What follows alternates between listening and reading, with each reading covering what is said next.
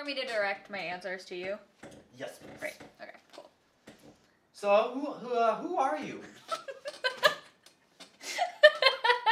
There's your intro right there.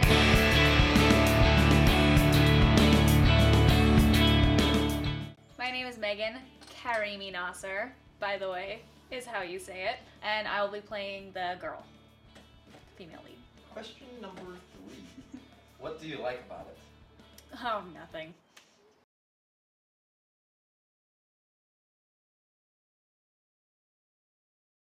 I don't know, I just really like the idea of,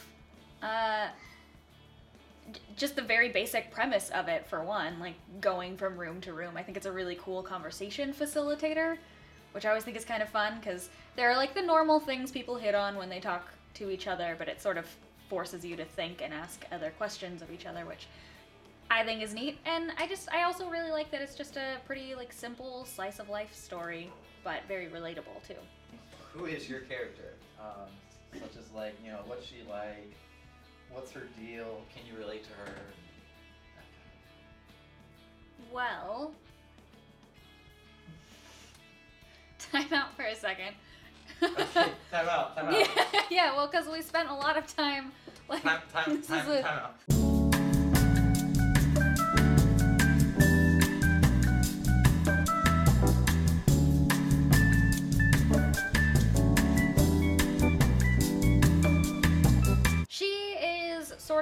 She's like an everyman, every woman, whatever, just out of college, trying to kind of find her way in the world, which sounds totally cliche, but it's also a very real thing that everyone experiences, and sort of settling into her new life, living with this very strange man. So, like, just trying to deal with these, like, very everyday struggles that people have to deal with, while at the same time establishing herself, like, as an adult, but not giving up the things that she really loves. You know, she's really into music, and then she also is looking for a career and all this stuff. And so trying to balance all that. It's a very human struggle, very relatable, I think. I try and prove that I'm an adult every day, and I feel like I fail every day. Yesterday, I'm not gonna lie, I spent the day in footy pajamas. I'm not ashamed of it, but it's not really helping me on my journey to adulthood.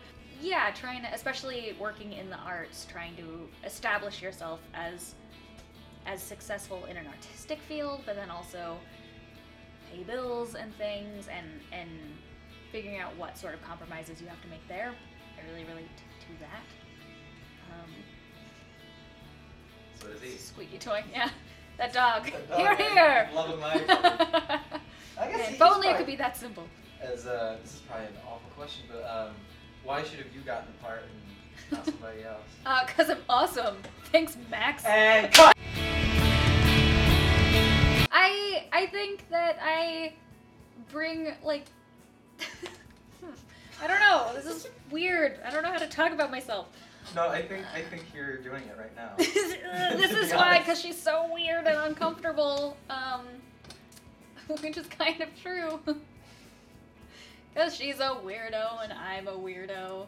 I feel like she's driven to accomplish her goals, but also that, you know, she's encountering a lot of obstacles and struggles post-college, because college is its own sort of world, and then getting out into the real world and trying to apply all of that stuff can be a little bit tricky, which I can definitely identify with and bring that to the character.